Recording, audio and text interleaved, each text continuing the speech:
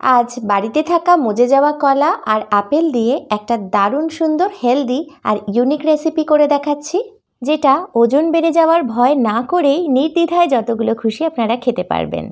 নমস্কার বন্ধুরা, আপনারা আছেন সুচিস্মিতার সাথে অ্যাসর্টেড রেসিপিজে। আর এখানে আমি 1 কাপ ওটস নিয়ে নিয়েছি। সাধারণত ব্রেকফাস্টে আমরা যে ওটস খেয়ে থাকি এটা সেই ওটসই, অর্থাৎ রোলড ওটস। একটা মিক্সার জারে 1 কাপ ওটস নিয়ে নিলাম আর 1 টুকরো দারচিনি নিয়ে নিচ্ছি। দারচিনিটা একটু টুকরো করে দিয়ে দিচ্ছি যাতে একসাথে খুব সুন্দরভাবে গুঁড়ো করে নেওয়া সম্ভব হয়। এই গুঁড়ো করে নেওয়া ওটস পাউডার আমি একটা বড় মিক্সিং বোলের মধ্যে দিয়ে দিচ্ছি। এদিকে আমি কিছু আমন্ড বাদাম নিয়ে নিয়েছি, যেগুলো আমি একদম টুকরো টুকরো করে কেটে নিচ্ছি। এটা ব্যবহার করায় রেসিপিটা হেলদিও হবে আর সাথে টেস্টিও হবে, একটা নাটি টেক্সচারও আসবে। আচ্ছা, আমি আগেই বলেছিলাম আমি মজে যাওয়া কলা ব্যবহার করব। এখানে আমি 3টে মজে যাওয়া কাঁঠালি কলা নিয়ে নিয়েছি। কলাগুলো একদম ছোট ছোট টুকরো করে কেটে নিয়েছি আর একটা আপেল নিয়ে সেটাকেও একদম টুকরো টুকরো করে কেটে নিয়েছি। এখন এই কলা আর আপেলটা একই সাথে মিক্সার জারে দিয়ে ব্লেন্ড করে নেব। খুব সুন্দর একটা স্মুথ পেস্ট তৈরি করে নেব। এখন যে ওটসের গুঁড়োটা তৈরি করে রেখেছিলাম তার মধ্যে আরও 1/2 কাপ ইনস্ট্যান্ট রোলড ওটস দিয়ে দিচ্ছি। এটা গুঁড়ো না করেই ব্যবহার করব। এর মধ্যে দিয়ে দিচ্ছি 1/2 চা চামচ বেকিং পাউডার। মিশিয়ে নিলাম। এবার দিয়ে দিচ্ছি 1/2 চা চামচের মতন নুন। এখন দিয়ে দিচ্ছি 2 টেবিল স্পুন রিফাইন্ড অয়েল। এটা আপনারা ব্যবহার করতেও পারেন, আবার না চাইলে স্কিপও করতে পারেন, আবার চাইলে এখানে বাটারও ব্যবহার করতে পারেন, কোনো অসুবিধা নেই। আর সবশেষে দিয়ে দিলাম বেটে রাখা আপেল আর কলা। মিষ্টি হিসেবে এটাই ব্যবহার করছি, এখানে আর কোনো চিনি বা গুড় বা এ জাতীয় কিছু আমি কিন্তু ব্যবহার করছি না। রেসিপিটা একটু টেস্টি করার জন্য দিয়ে দিচ্ছি 1 চা চামচের মতন মধু। এটা সম্পূর্ণ অপশনাল, থাকলে দেবেন না থাকলে নয়। এটা আমার টেবিল স্পুন, এই টেবিল স্পুনের 1/2 টেবিল স্পুন আমি নিয়েছি, সুতরাং 1 চা চামচ মধু দিলেই হবে। তবে আবারও বলছি, এটা থাকলে দেবেন না থাকলে নয়।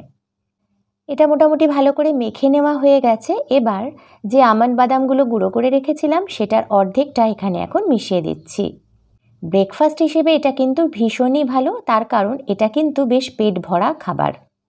যাই হোক, ভালো করে মেখে নিয়েছি। এখন একটা বেকিং ট্রে নিয়েছি, যেটাতে আমি একটুখানি সাদা তেল গ্রিস করে রেখেছি। টেবিল স্পুনটা ব্যবহার করে একটা স্কুপ তুলে নিয়ে এর মধ্যে একটা এরকম গোল শেপ করে হাতের সাহায্যে একটুখানি ঠিকভাবে এটাকে শেপ দিয়ে এর মধ্যে রেখে দিচ্ছি। আর ঠিক এইভাবে সবগুলো তৈরি করে নেব।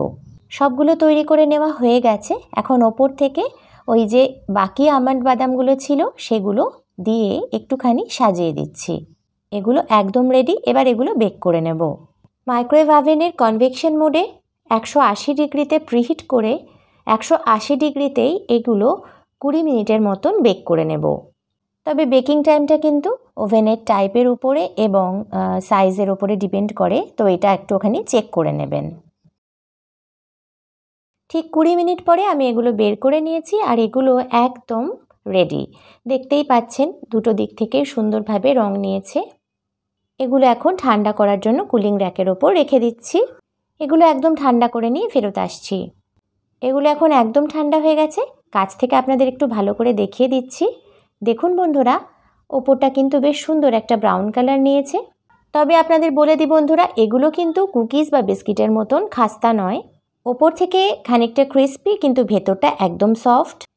ভেতর থেকে খানিকটা কেকের মতন আর ওপর থেকে কুকিজ। বুঝতেই পারছেন, ইউনিক কম্বিনেশন। ভেতরটা আপনারা দেখলেই বুঝতে পারবেন। এটা বানিয়ে আপনারা মোটামুটি মাসখানেক মতন সংরক্ষণ করতে পারবেন। আর টিফিন বা ব্রেকফাস্টের এটা কিন্তু একটা দারুণ হেলদি অপশান হতেই পারে।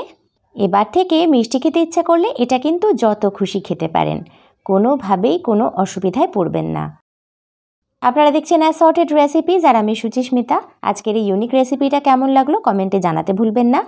আর আমি আশা করছি চ্যানেলটাকে সাবস্ক্রাইব করে আমার পাশেই থাকবেন। আজ তাহলে এই পর্যন্তই, দেখা হবে আগামী পর্বে। Till then, take care, bye by.